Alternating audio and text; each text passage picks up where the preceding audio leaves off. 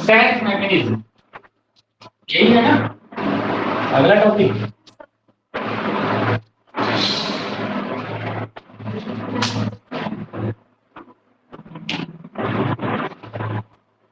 अच्छा, ये sero order के बारे में बहुत ज्यादा डिटेल में सेकंड ईयर के बुक में, फर्स्ट ईयर की बुक में, फर्स्ट ईयर का बुक उठाओगे ना, बेसिक फर्स्ट ईयर पूरा बताएगा कि इसमें कितने ऑर्डर होते हैं, कितने मॉलिक्यूलरिटी क्या होती है, उस चीज को भी दिया हुआ है, लेकिन पढ़े भी नहीं लोग।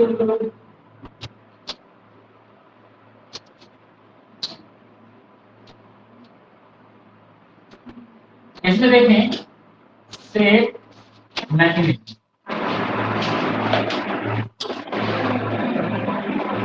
सेट मैकेनिज्म का इंट्रोडक्शन देखते हैं। तो इंट्रोडक्शन में कहता है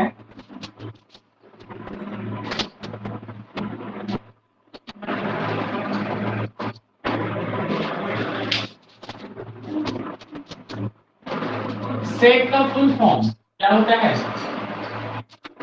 स्टेट इलिजिबिलिटी टेस्ट, यही होता है ना। यहाँ पे होता है हाँ सिंगल इलेक्ट्रॉन, टी से होता है transfer, single electron transfer mechanism,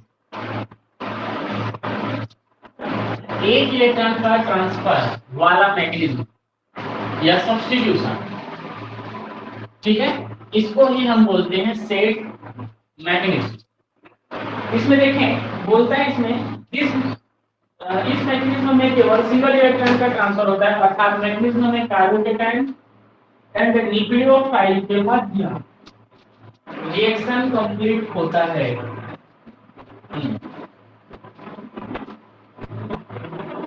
इस मैकेनिज्म में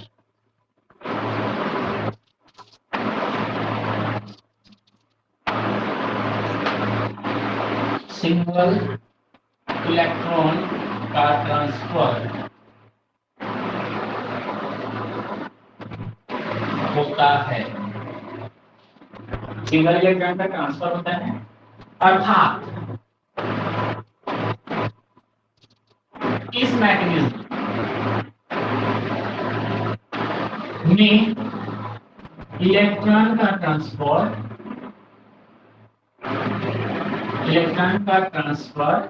इसके बीच में कार्बोकेटायन एंड न्यूक्लियोफाइल,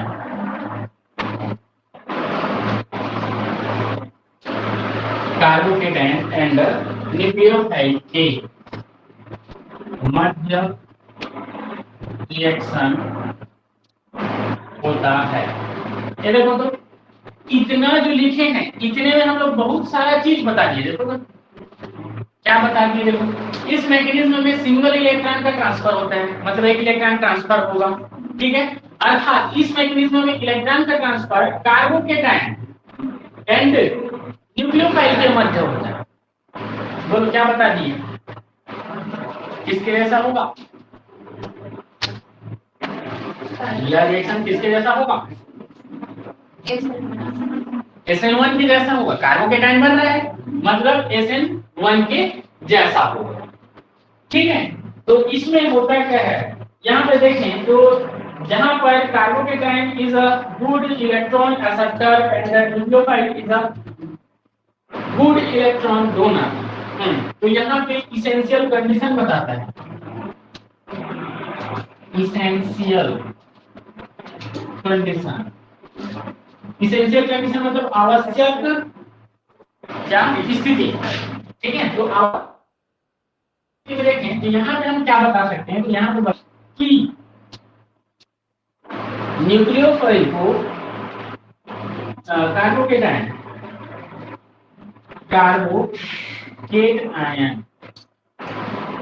को गुड इलेक्ट्रॉन एक्सेप्टर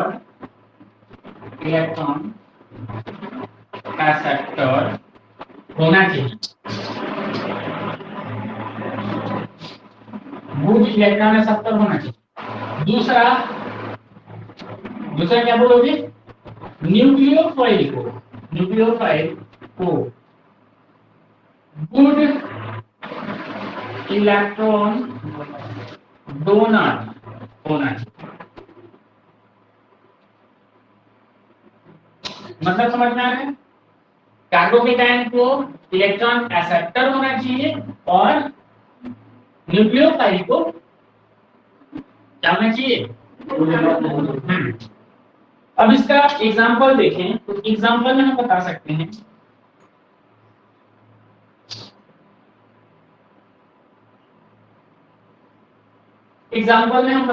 हैं कि जैसे मान लो एक कार्बोकेटाइन बना, ठीक है, तो कार्बोकेटाइन कहां से बनेगा, ये देखो तो एक दिया हुआ है हमको C PH PH PH और X, ये दिया हुआ है, ठीक है। तो यह क्या होगा, यह टूटेगा, टूट करके क्या बनाएगा, PH PH क्या बना दिया, कार्बोकेटाइन, ठीक है। और साथ ही साथ क्या बनाता है, तो X माइनस बाहर निकल, ठीक है। अब इसी पर हम न्यूक्लियोफाइल का एडिशन करा रहे हैं, तो न्यूक्लियोफाइल के रूप में मैं यहाँ पे ले लेता हूँ tertiary butyl oxide, tertiary T दिखाता है टर्सरी ब्यूटिल ऑक्साइड। अब यहाँ पे एक माइनस है एक प्लस है, ये है हमारा न्यूक्लियोफाइल और ये है हमारा कौन सा, कार्बोकेटाइन। अब यहाँ पे हमको पता चल गया कि यह एक एक्सेप्टर नेचर का है और यह एक डोनर नेचर का, क्लियर है। तो ये क्या करेंगे, तो ये आपस में एक इलेक्ट्रॉन डोनेट कर देगा। देखो तो इसका मतलब क्या समझते हो, ये दो को एक माइनस का मतलब क्या होता है, दो इलेक्ट्रॉन। तो यहाँ पे क्या करेगा, इस एक इलेक्ट्रॉन को इसको डोनेट कर देगा। तो अब देखो इसको हम क्या लिख सकते हैं, तो अब इसको हम लिख सकते हैं PHC PH और star PH plus TBU star, star लिखो ऐसा चाहे हिंदी डालो एक ही चीज, फ्री रेडिकल फॉर्म में आ गए दोनों, क्योंकि इस पर एक इलेक्ट्रॉन की कमी हो गई तो फ्री रेडिकल बन गया, इस पर भी एक इलेक्ट्रॉन की कमी हो गई तो ये फ्री रेडिकल, क्लियर है। तो ये बन गए। अब ये दोनों क्या करते हैं, तो अब ये दोनों आपस में रिएक्शन करेंगे और रिएक्शन करने के बाद ये चेंज होगा किसमें, तो ये प्रोडक्ट का फॉर्मेशन करेगा। प्रोडक्ट का क्या बनेगा, तो PH हो गया, और यहाँ पे देखेंगे तो ये बनाएगा OBUT,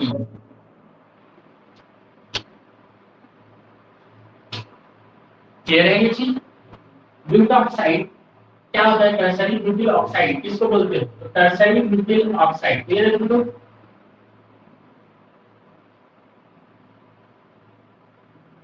एक दो तीन, ये हो गया 3 डिग्री, ठीक है। OH ये टूटेगा किसमें, ये टूटेगा किसमें, H प्लस रिमूव करेगा तो बचेगा जो, वही होगा हमारा टर्सरी ब्यूटिल ऑक्साइड या ब्यूटिल ऑक्साइड, ठीक है। तो वही बन गया हमारा OBUT, या फिर इसको डायरेक्ट ये लिखना चाहो तो वो लिख सकते हो। अब देखो यहाँ पे रिएक्टेंट कौन,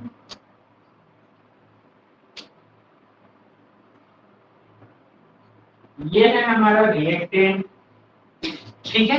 वन इलेक्ट्रॉन ट्रांसफर, देखो तो सेट मैकेनिज्म कौन, तो ये देखो इतना वाला SET मैकेनिज्म,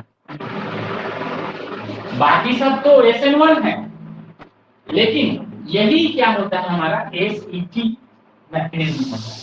और ये क्या है, ये है हमारा प्रोडक्ट,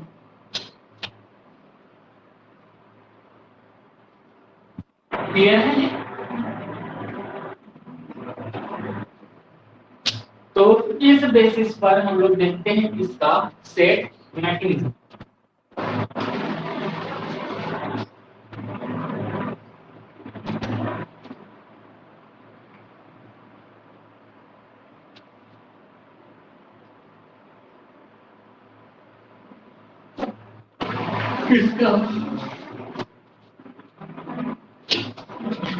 इसका देखना तो ये काइनेटिक्स करके जगह छोड़ दिए रहा, इसको कंफर्म करके बताऊंगा। SN1 जैसे दिख रहा है, लेकिन क्या होगा, कैसे होगा, इसके बारे में काइनेटिक्स को कल मैं बताऊंगा। बोलो ये समझ में आया कि नहीं? कुछ पूछना है सुशीला?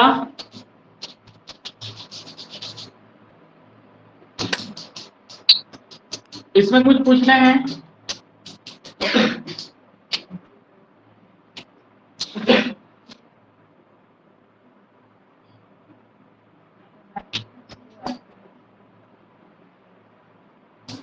आगे बढ़े, हो गया, खींच लिया ना? सबकी बात हो गई, कोई बात कर क्या कर सब दोनों बीच का ही है सिर्फ। हाँ, यहाँ से यहाँ तक क्या होता है कि ये देखेंगे अभी हम लोग सिंगल इलेक्ट्रॉन ट्रांसफर। तो देखो सिंगल इलेक्ट्रॉन का ट्रांसफर कितने में ही हो रहा है, ठीक है, नहीं हो रहा। दोनों का एक इलेक्ट्रॉन बना है। हाँ, दोनों के एक इलेक्ट्रॉन जो है उनके बीच में बॉन्ड बना है, ठीक है। मतलब लगभग फ्री रेडिकल रिएक्शन टाइप का ये है हमारा क्या बोलते हैं रिएक्शन है, ठीक है।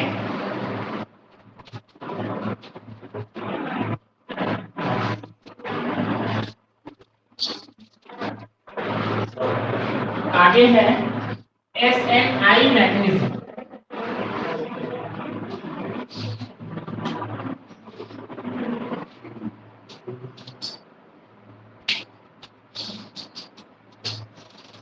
SNI मैकेनिज्म,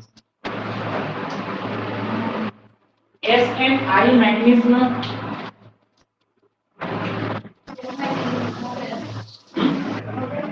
हाँ सेट मैकेनिज्म हो।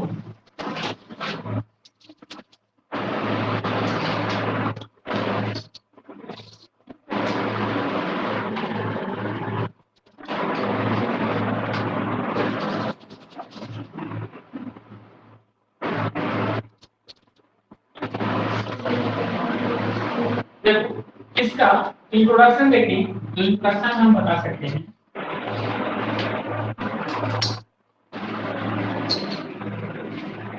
इंट्रोडक्शन में इसका लिख सकते हैं, इसको बोला जाता है सब्स्टिट्यूशन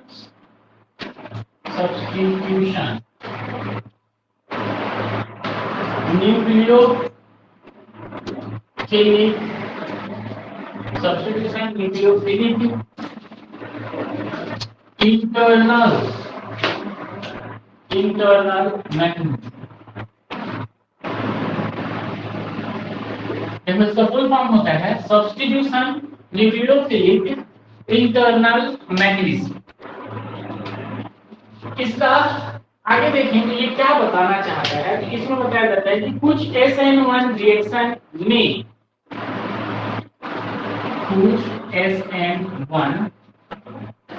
कुछ SN रिएक्शन में बिना नेबरिंग ग्रुप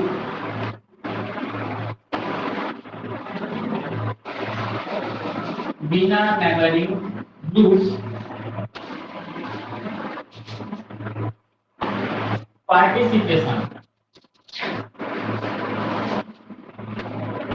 बिना नेबरिंग ग्रुप पार्टिसिपेशन के भी रिटेंशन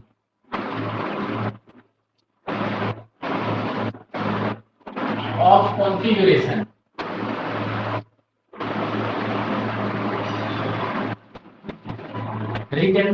कॉन्फ़िगरेशन पाया जाता है। बिना नेबरिंग ग्रुप पार्टिसिपेशन के भी क्या होता है, तो रिटेंशन ऑफ कॉन्फ़िगरेशन पाया जाता है। किसी टाइप्स के रिएक्शन मैकेनिज्म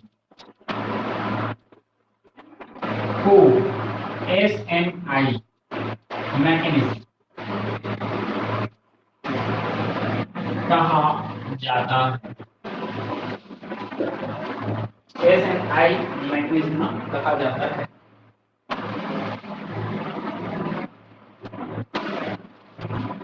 इसी टाइप की मैकेनिज्म को SNI मैकेनिज्म कहा जाता है। देखो ये क्या बोल रहे हैं कि समझ में आ रहा है कि नहीं? ये जो चीज बोला वो समझ में आया कि नहीं? नेबरिंग ग्रुप किसको बोलते हैं?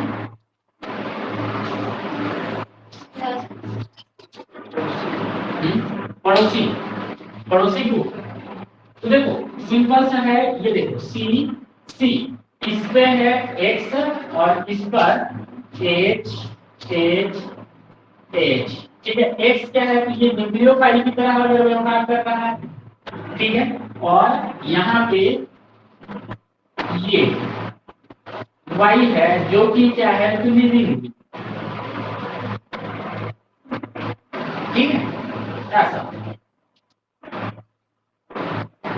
एक न्यूक्लियोफाइल है, दूसरा क्या है, लिविंग, ठीक है। तो अब यहाँ पे यह जो ग्रुप है, न्यूक्लियोफाइल तो है ये, इसको हम लोग देखेंगे कि यह किसका पड़ोसी है, ये वाले का यह पड़ोसी है, इसको हम लोग बोलते हैं नेबरिंग ग्रुप, ठीक है। तो उसमें से होगा क्या, ये जो नेबरिंग ग्रुप होता है यह क्या करता है, तो अपने है कि नहीं उसमें नेबरिंग ग्रुप मैकेनिज्म जो सिलेबस में है कि नहीं है ना, आगे है। हाँ तो आगे है तो वो समझ में आ जाएगा। ये क्या करता है, देखो अपने लोन पेयर इलेक्ट्रॉन से, अपने लोन पेयर इलेक्ट्रॉन से यहाँ जुड़ता है और इसको यहाँ से रिमूव कर देता है। तो यहाँ पे क्या होता है, साइक्लिक यहाँ पे ट्रांजिशन स्टेट मिलता है, ठीक है। और साइक्लिक ट्रांजिशन स्टेट मिलने के बाद ये यहाँ ट्रांसफर हो जाता है और यहाँ पे कोई दूसरा आकर के जुड़ता है, ठीक है। तो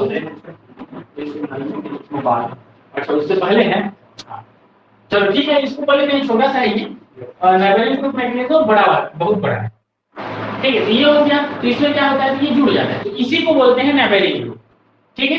तो यहाँ पे क्या बोल रहा है कि नेबरिंग ग्रुप पार्टिसिपेशन के रिटेंशन ऑफ कॉन्फ़िगरेशन, मतलब बिना नेबरिंग ग्रुप पार्टिसिपेशन के भी हमको क्या मिलता है, रिटेंशन ऑफ कॉन्फ़िगरेशन प्राप्त होता है। तो ऐसा क्यों होता है, अगर ऐसा हो रहा है कोई दूसरा रिएक्शन बिना नेबरिंग ग्रुप वाले में, तो ऐसे रिएक्शन मैकेनिज्म को हम क्या बोलते हैं, SSI मैकेनिज्म के नाम से उसको जानते हैं। क्लियर है? एग्जांपल देखिए इसका, तो एग्जांपल में हम लोग बता सकते हैं, ये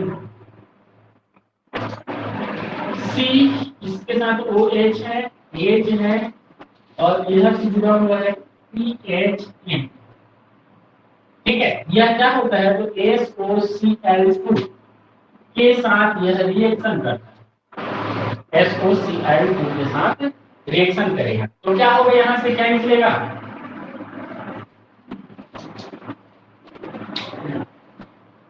HCl।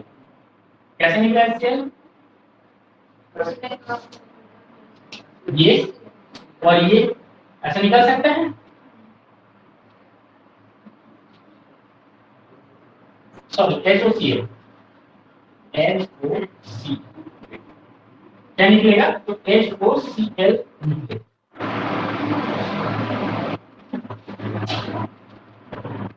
ये लिविंग ग्रुप है, तो लिविंग ग्रुप में तो ऐसा जाएगा ना नेगेटिव चार्ज के रूप में, और यहाँ पे देखो ये जो है SOCl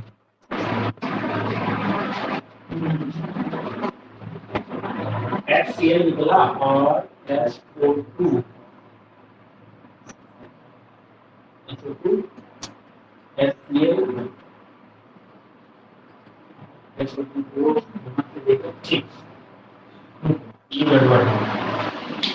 ये होगा ऐसा, यहाँ से है वो H जुड़ा हुआ, इसका जब हम रिएक्शन SO2Cl के साथ, सॉरी SOCl के साथ SOCl2 के साथ कराते हैं, तो ये देता है NECH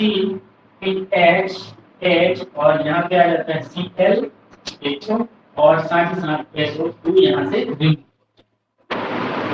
तो देखो तो इसमें ये है OH निकलेगा, उसमें से एक O जो है वो इसके द्वारा लेकर के क्या बना लिया जाएगा, SO।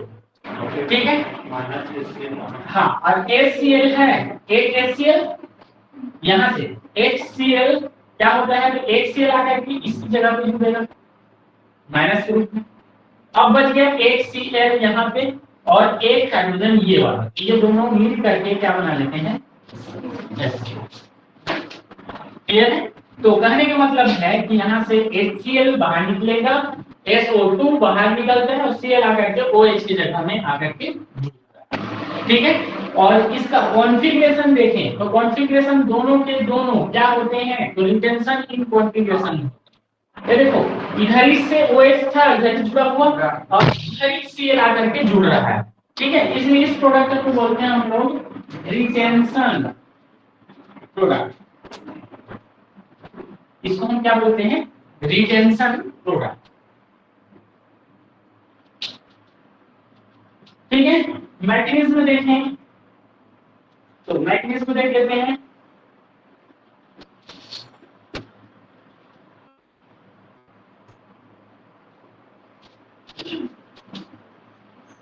मैकेनिज्म, तो मैकेनिज्म में बताया जाता है कि ये दिया हुआ है तो क्या, तो pH है, C है, इससे जुड़ा हुआ Me है, इससे जुड़ा हुआ H है और OH है।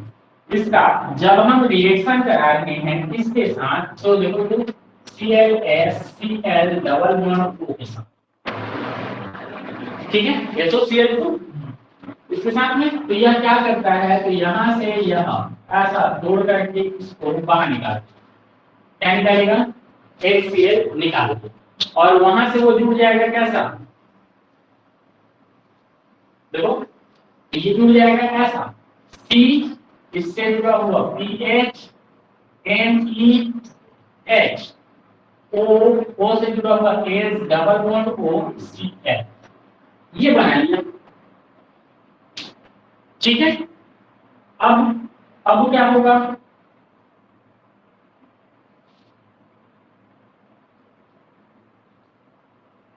अब क्या होगा, तो देखो ठीक है, इस बॉन्ड को यहां शिफ्ट करेगा, ऑक्सीजन अपने में क्या हो जाएगा, क्या बनेगा, कार्बोकेटाइन बना PH Me और है H और यहाँ पे आएगा प्लस, और यहाँ पे क्या मिलेगा हमको, तो देखो तो OS जिस पर माइनस चार्ज है, ये Cl और ये डबल बॉन्ड O, ऐसा बना। अब ये क्या होगा, तो देखो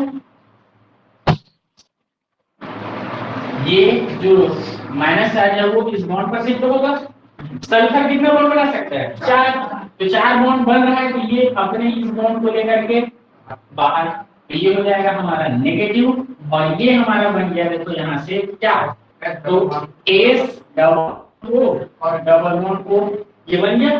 साथ में इधर देखोगे तो Cl माइनस है वो इस प्लस के साथ जुड़ करके प्रोडक्ट में देगा, तो क्या दिया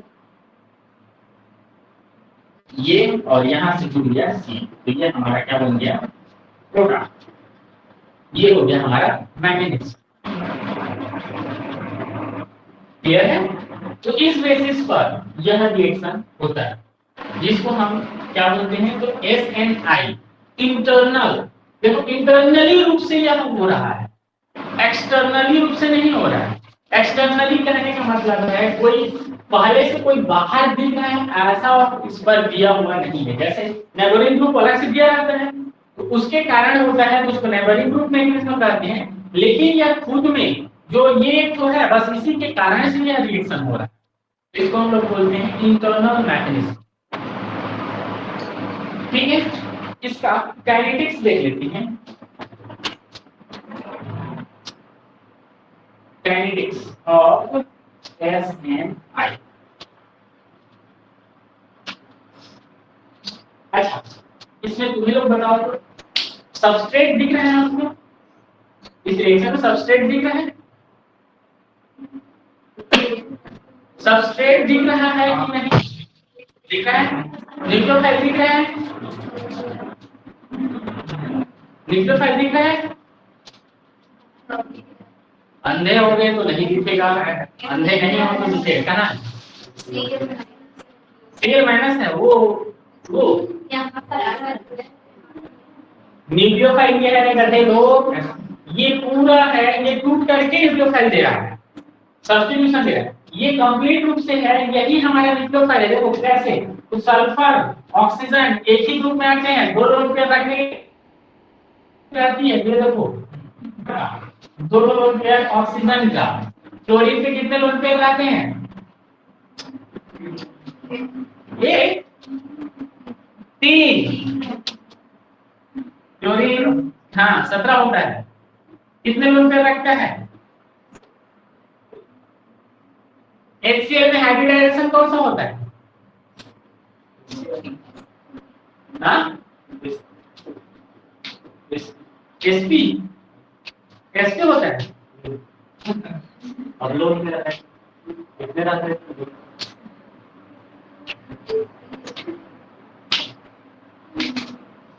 क्लोरीन पे कौन सा हाइब्रिड, सॉरी HCl पे कौन सा हाइब्रिडाइजेशन होता है,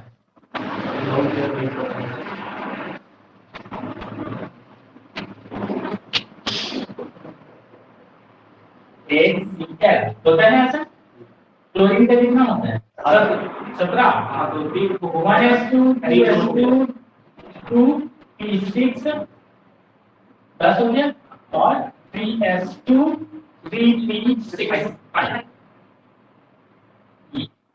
ठीक है, हो गया। अब देखो इसको कैसे हम लोग आइडेंटिफाई करेंगे, ये देखो 3s2, तो s का एक हो गया, इसमें 2 इलेक्ट्रॉन है, और p तो इसमें से एक एक एक एक एक ये बचा, ठीक है, कौन सा हाइब्रिडाइजेशन होता है,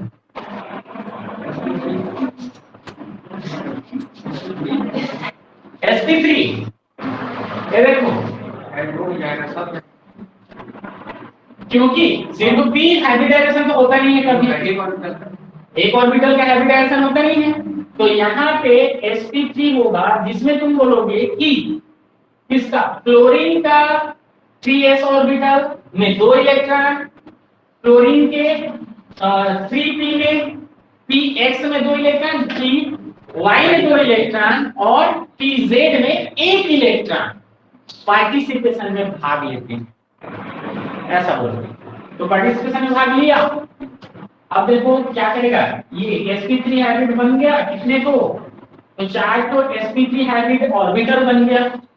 अब वह क्या करेगा, तो एक H जो है, जो कि 1 इलेक्ट्रॉन लेकर के खड़ा है, उसको यह लेगा और इनके बीच में कौन सा हाइब्रिडाइजेशन करेगा, वो हाइब्रिडाइजेशन में भाग लेगा, इसलिए इसका 3 लोन पेयर, इसलिए तो 3 लोन पेयर होता है।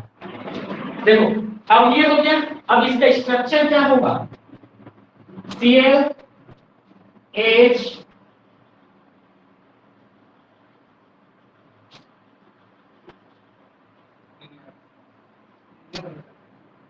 हो गया।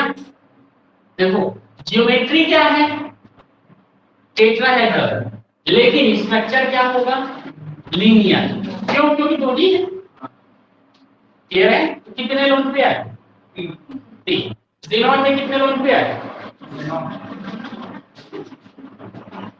ज़ीनॉन 0,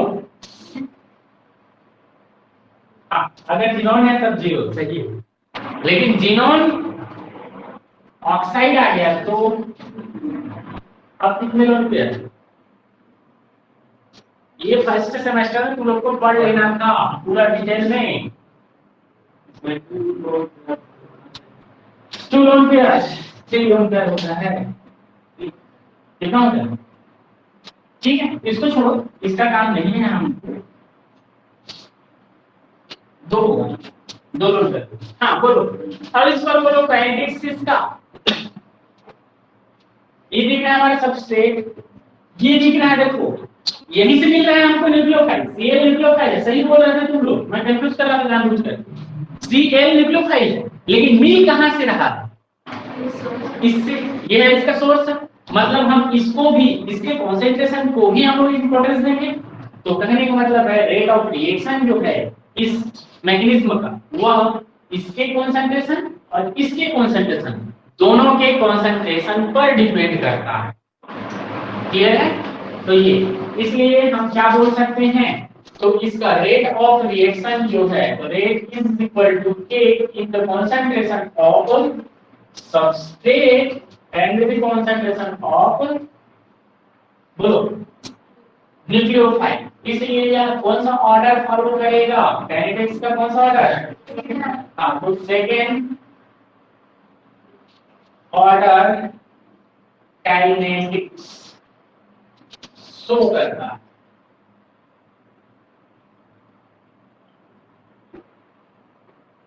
ठीक है, कौन सा रिएक्शन SN1 मैकेनिज्म जो होता है वह कौन सा ऑर्डर शो करता है, तो सेकेंड ऑर्डर शो करता है।